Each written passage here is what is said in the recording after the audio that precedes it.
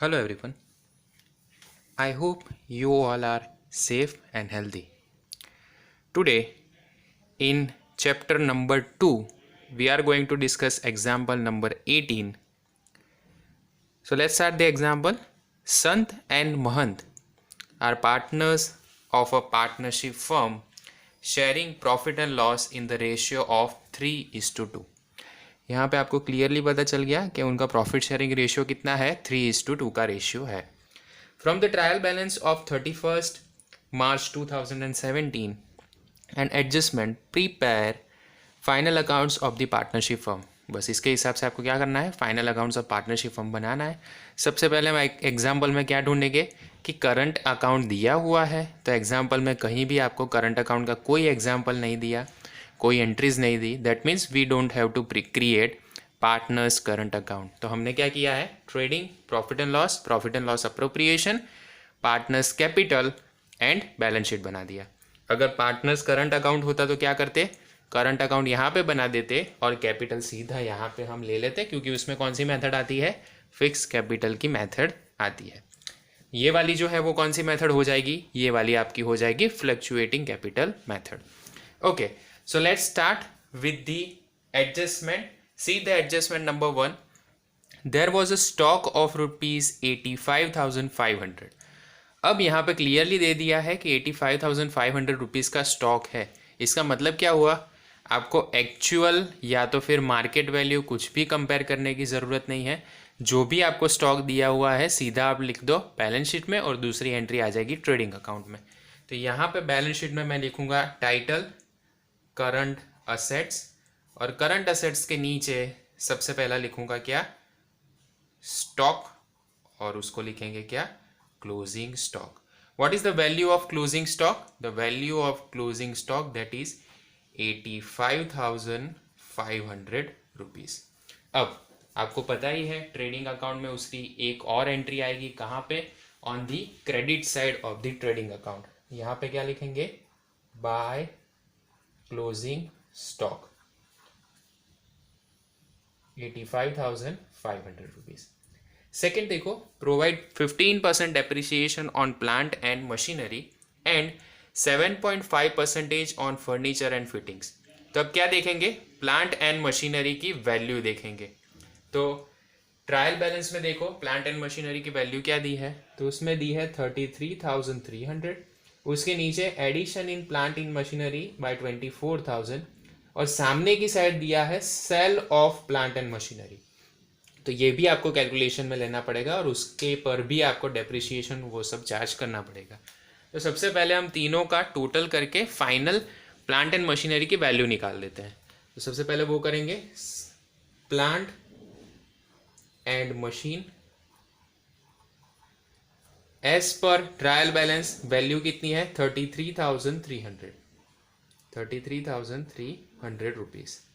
Okay, अब उसमें से हमने प्लांट एंड मशीनरी थोड़ा सोल्ड आउट भी किया है, थोड़ा नया भी लाया है. तो प्लस क्या करेंगे, addition in plant and machinery. Okay, कितने रुपए का लाए हैं, 24,000 का. तो 24,000 रुपीज का ऐड हो जाएगा. ये आपको पता चला. चलो फिर उसके बाद थोड़ा सा प्लांट आपने क्या किया है, सेल आउट भी किया है.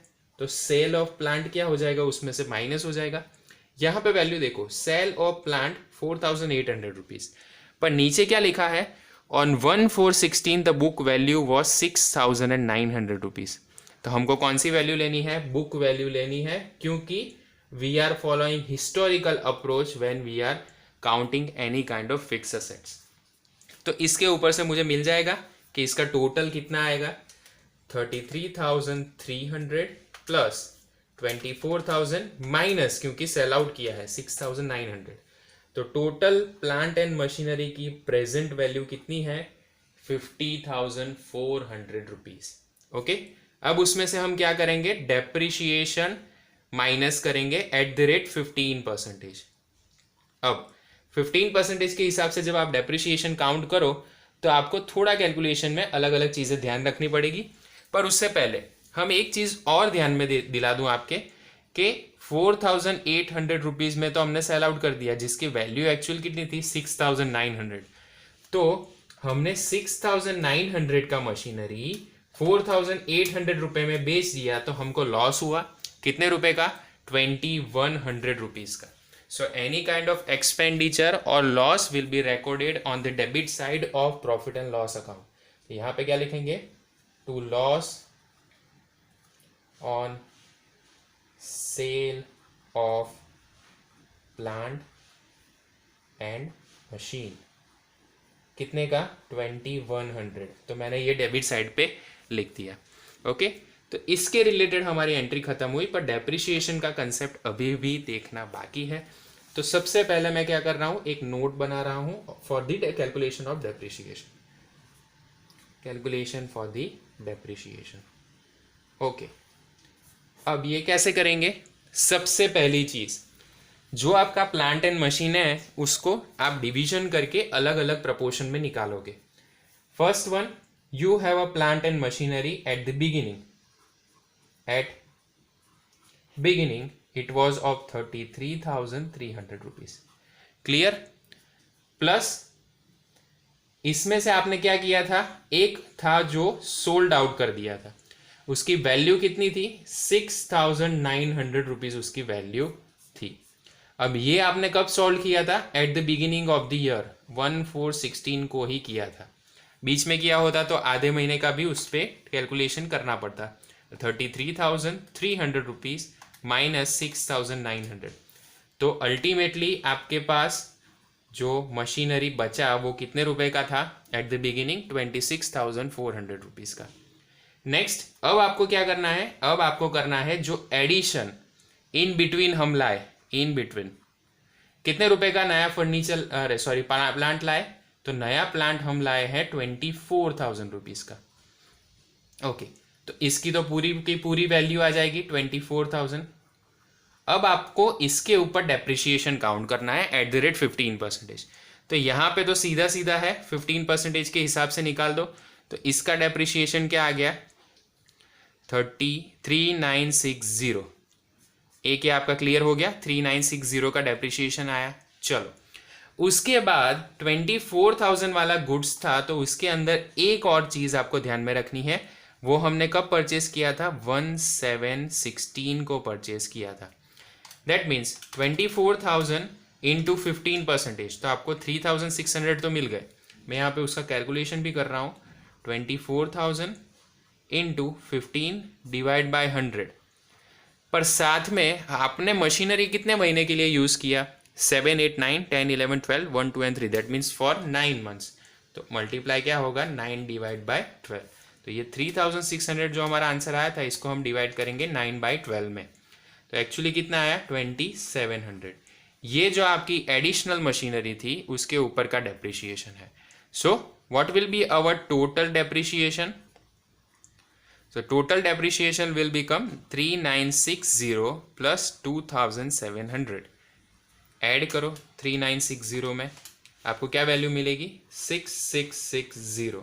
So that is our total depreciation for the calculation of assets. लिखेंगे कहाँ पे? यहाँ पे लिखेंगे 6,660 माइनस करके वैल्यू निकालो. 50,400 माइनस 6,660. आंसर क्या आया?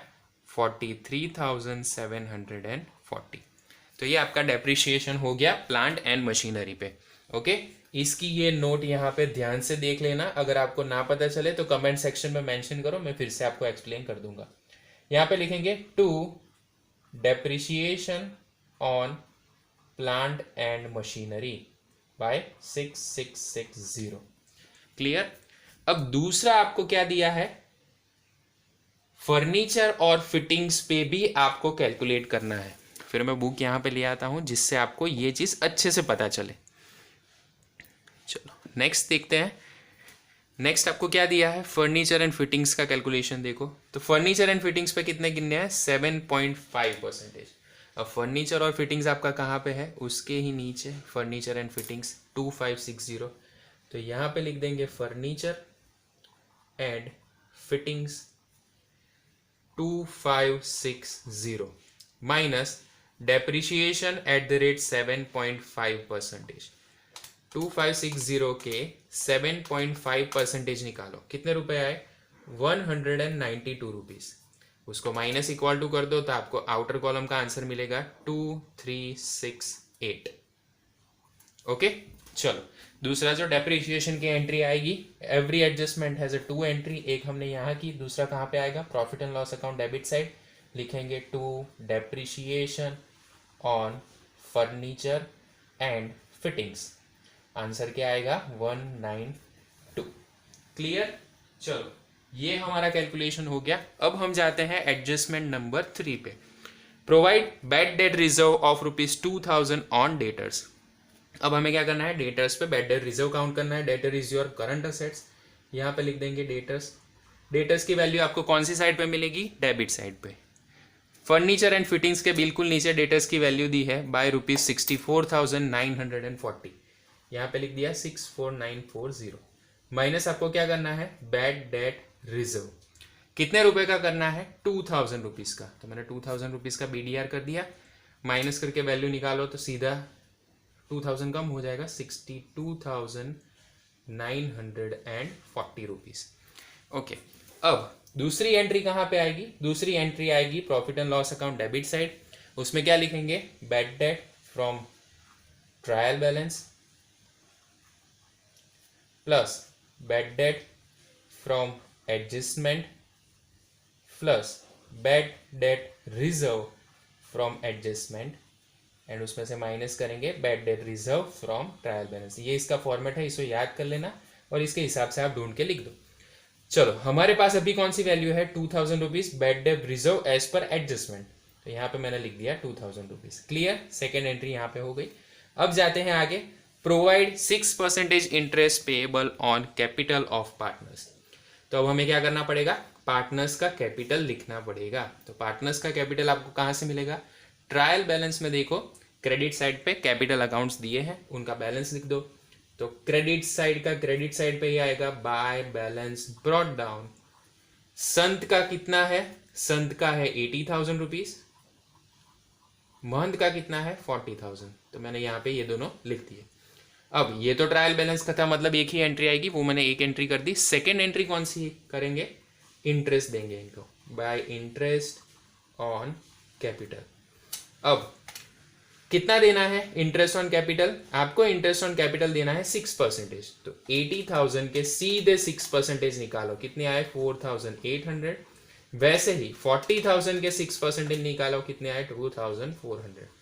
As it is an adjustment, तो इसकी दूसरी इफेक्ट आएगी, कहां पे आएगी, this expenditure is related to the partners account. तो ये कहां पे आएगी, प्रॉफिट एंड लॉस अप्रोप्रिएशन में भी आएगी, क्योंकि पार्टनर को ये एक बेनिफिट मिल रहा है।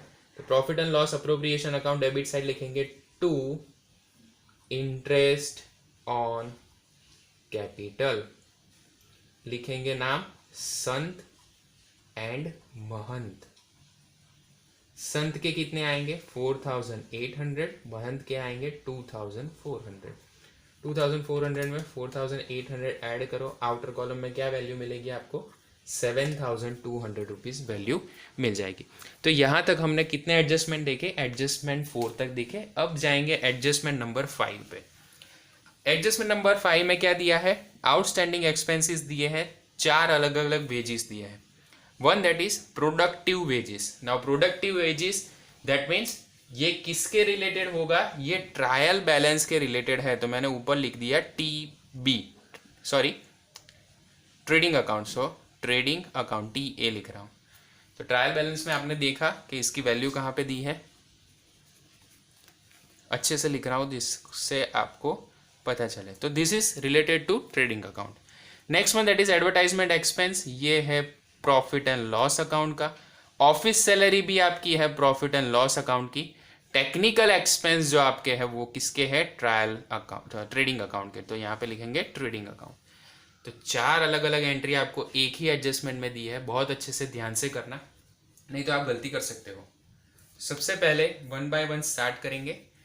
पहला हम लेंगे किसको, प्रोडक्टिव वेजेस को। अब प्रोडक्टिव वेजेस देखेंगे, ट्रायल बैलेंस में दिया हुआ है, ट्रायल बैलेंस में ये रहा यहाँ पे प्रोडक्टिव वेजेस 45,272। सीधा लिखेंगे कहाँ पे, ट्रेडिंग अकाउंट में लिखेंगे। ट्रेडिंग अकाउंट में 2 लाइन छोड़ के उसके बाद लिखेंगे प्रोडक्टिव वेजेस। 2 लाइन क्यों छोड़ी? एक लाइन मैंने छोड़ी ओपनिंग स्टॉक के लिए और दूसरी छोड़ी परचेज रिलेटेड एंट्रीज के लिए।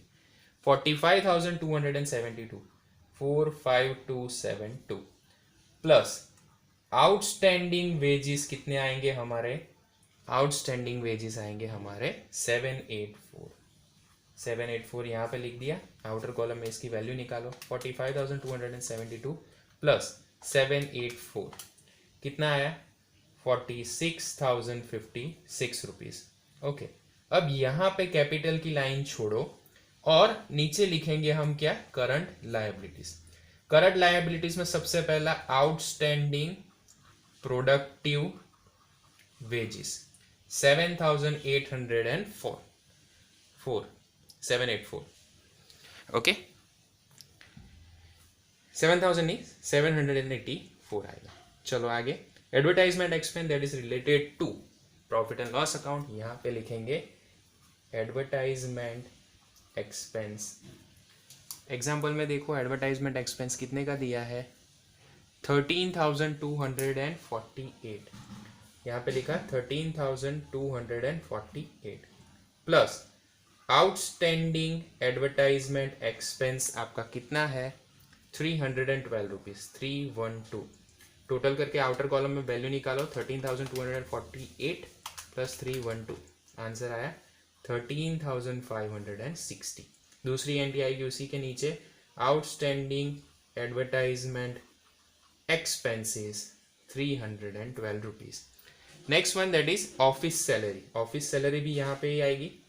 यहाँ पे लिखो ऑफिस सैलरी। अब ऑफिस सैलरी की वैल्यू निकालो। Here is the value 8780 plus outstanding salary लिखो। आउटस्टैंडिंग सैलरी आपकी कितनी आएगी? 400 रुपीज। इसमें ऐड करो 400। 8780 प्लस 400 रुपीज आंसर आया आपका आउटर कॉलम में 9180। यहाँ पे लिखेंगे outstanding office salary by ₹400। Next one that is technical expenditure. Technical expenditure that is related to trading account. यहाँ पे लिखेंगे टेक्निकल एक्सपेंस। देखो यहाँ पे टेक्निकल एक्सपेंस कितने रुपए के दिए हैं आपको?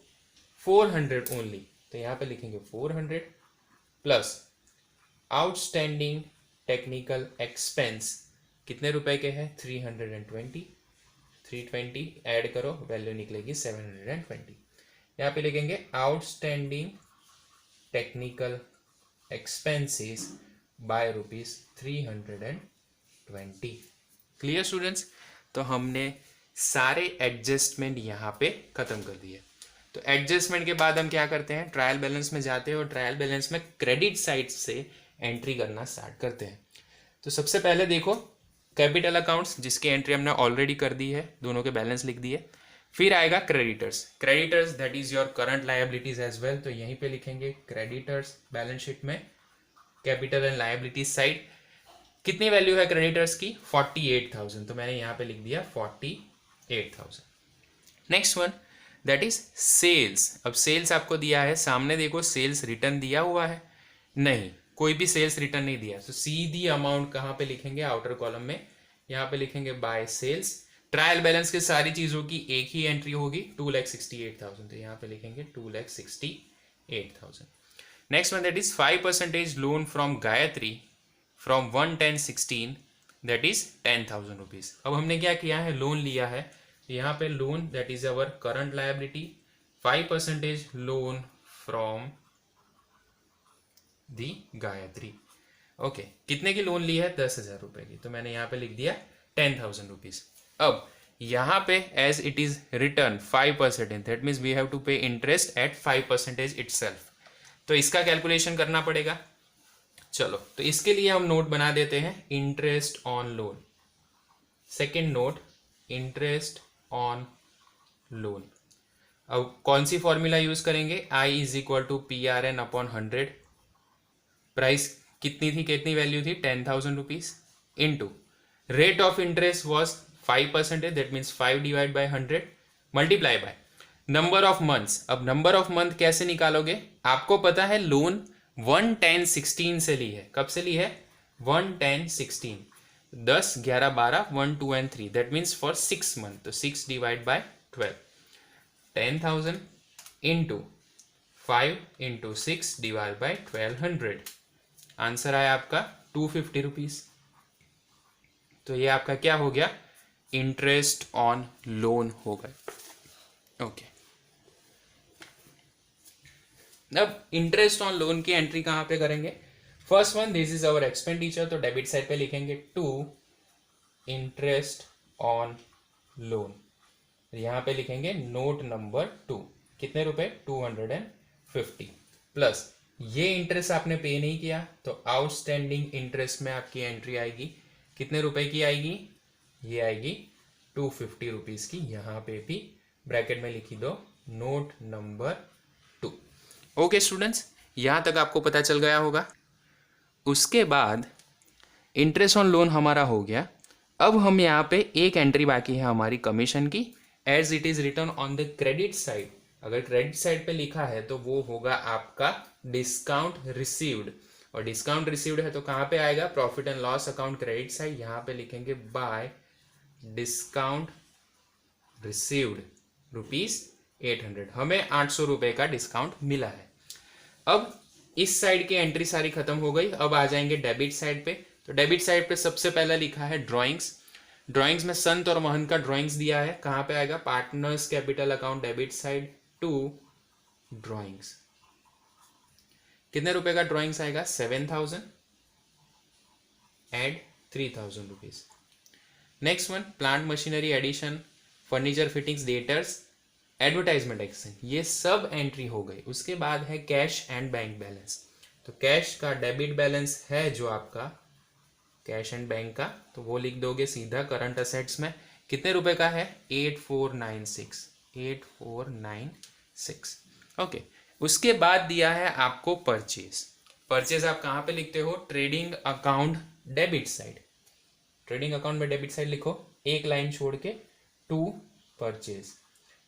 अब 1 लाइन हमने किसके लिए छोड़ी है? ओपनिंग स्टॉक लिखने के लिए। परचेज की वैल्यू कितनी है? 1,81,168। आगे electricity expense factory.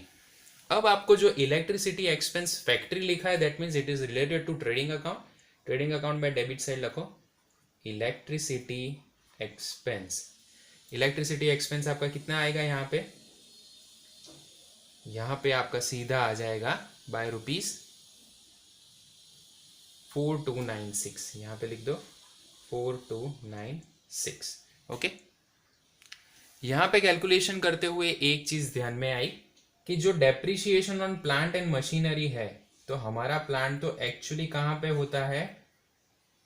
Production unit में। So this expenditure is related to production, तो ये यहाँ पे लिखेंगे to plant and machine depreciation.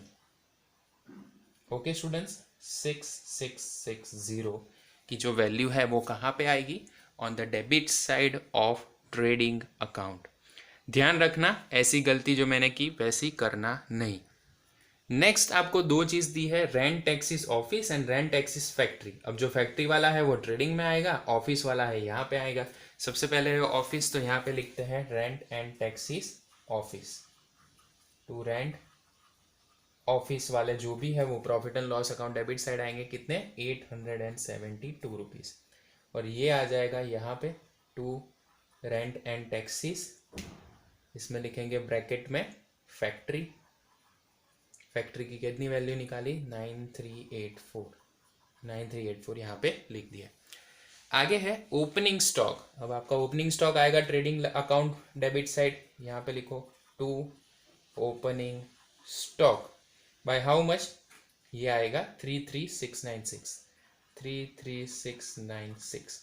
Next देखो डिस्काउंट अलाउड। अब ये डिस्काउंट किसने दिया है? हमने दिया है, तो ये हमारा एक्सपेंस हो गया। डेबिट साइड आएगा टू डिस्काउंट अलाउड। कितने रुपए का आएगा? 4,800 rupees. 4,800. Next one, that is carriage inward. Carriage inward trading account debit side to carriage inward by rupees how much? 1700, 1700 रुपये यहाँ पे लिख दो. आगे बैड डेट्स. ये बैड डेट्स जो है वो कौन सी वाली है? ये है ट्रायल बैलेंस की. तो ट्रायल बैलेंस वाले कॉलम में लिखो. यहाँ पे हमने इसका फॉर्मूला लिखा था 836. अब एडजस्टमेंट नहीं है ट्रायल बैलेंस में, बैड डेट रिजर्व भी नहीं है. इसका टोटल करके बाहर निकालो 2836. Next one, that is office expenses. Office expenses आपके आ जाएंगे profit and loss account debit side. यहाँ पे लिखो टू ऑफिस एक्सपेंसेस. कितने रुपए के होंगे? 2072. अब all adjustment, all trial balance effect we have already given. अब हम स्टार्ट करेंगे from the credit side. Total करना स्टार्ट करो. 2,68,000 प्लस 85,500 रुपीज. कितना आया? 353500. यहाँ पे मैंने लिख दिया 353500. डेबिट साइड पे वही सेम बैलेंस मैं फॉरवर्ड कर रहा हूँ 353500. माइनस करो value 33696 minus 181168 minus 46056 minus 720 minus 4296 minus 6660 minus 9384 minus 1700. कितना आया? 69,820. फिर से एक बार एक एंट्री हमारी यहाँ पे बाकी है, रह गई फैक्ट्री एक्सपेंस 1780. आएंगे यहाँ पे debit side to factory expenses 1780. Minus करो 1780. वैल्यू आई 68,040 रुपीज़.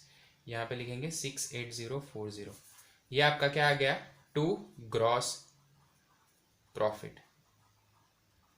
ग्रॉस प्रॉफिट आप फॉरवर्ड करोगे कहाँ पे? Profit and loss account credit side by gross profit 68,040. उसमें ऐड करो 800 रुपीज़. कितना आया? 68,840. यहाँ पे मैं लिख दूंगा 68,840 रुपीज़. 68,840 रुपीज़. उसमें से माइनस करेंगे 2100 minus 192 minus 2836 minus 13,560 minus 9180 minus 250 minus 872 minus 4,800 minus 2072. क्या वैल्यू मिली मुझे? 32,978. 32,978. ये क्या आ गया मेरा? To net profit. Net profit आप कहाँ पे फॉरवर्ड करोगे? Profit and loss appropriation account credit side. यहाँ पे लिखेंगे बाय नेट प्रॉफिट. कितनी वैल्यू आएगी? 32,978. इसको बुक को मैं यहाँ पे हटा रहा हूँ 32978. यहाँ पे लिखेंगे 32978. इसमें से माइनस करेंगे 7,200 रुपीज़. कितना आया? 25,778 rupees. That is your profit. अब ये क्या है? आपका डिविजिबल प्रॉफिट है. To divisible profit. This is going to be distributed among the partners. ये क्या करेंगे? पार्टनर्स के बीच में बेचेंगे. दो पार्टनर्स हैं हमारे, संत एंड महंत. रेशियो है 3:2. तो उसके लिए हम वर्किंग नोट यहाँ पे बना देते हैं number 3. Divisible profit in the ratio 3:2. यहाँ पे आएगा संत, दूसरा आएगा महंत. संत का कितना है? 25,778 इंटू 3/5. इसका आएगा 25,778 इंटू 2/5. अब इसका 3/5 की वैल्यू निकालो. कितना आएगा? 15,467. 15,467 में से माइनस करेंगे हम 25,778. तो आपको क्या वैल्यू मिलेगी? 10,311. ये उसका शेयर आ गया. तो संत एंड महंत का दोनों का शेयर हमको मिल गया है. कितना? एक का आएगा 15,467, दूसरे का आएगा 10,311. उसे लिखेंगे on credit side of partners capital account by divisible profit. Value क्या लिखेंगे 15,467, दूसरे की वैल्यू लिखेंगे 10,311। इसका टोटल करो, टोटल करने के बाद इसमें से ये माइनस करेंगे 80,000 प्लस 4,800 प्लस 15,467, 1,02,67, यहाँ पे लिखेंगे 1,02,67, उसमें से माइनस करो 7,000 रुपीज़। आपको क्या उसका प्रॉफिट मिला, जो आपकी कैपिटल रही वो कितनी है 93,267 रुपीज़। सेकेंड पार्टनर का देखो 40,000, महंत का 2,400 प्लस 10,311, उसमें से हम माइनस करेंगे, वैल्यू क्या आई यहाँ पे 52,711, यहाँ पे लिखेंगे 52,711, उसमें से माइनस करो 3,000 रुपीज़ 49,711। ओके, तो ये आपका क्या आ गया ट्रू बैलेंस कैरी फॉरवर्ड। ये बैलेंस हम कहाँ पे कैरी फॉरवर्ड करेंगे, कैपिटल साइड पे, कैपिटल अकाउंट। अब दोनों पार्टनर का बैलेंस लिखेंगे, संत एंड महंत। संत का कितना आया 93,267, महंत का आया 49,711। अब 93,267 में ऐड करेंगे 49,711, आंसर आया आपका 142,978। ओके, तो ये जो है इसके बाद हम करेंगे इन दोनों साइड का टोटल। 142,978 में ऐड करो 784 plus 312 plus 400 rupees plus 320 plus 48,000 plus 10,000 plus 250, क्या बैलेंस आया 203044, 203044।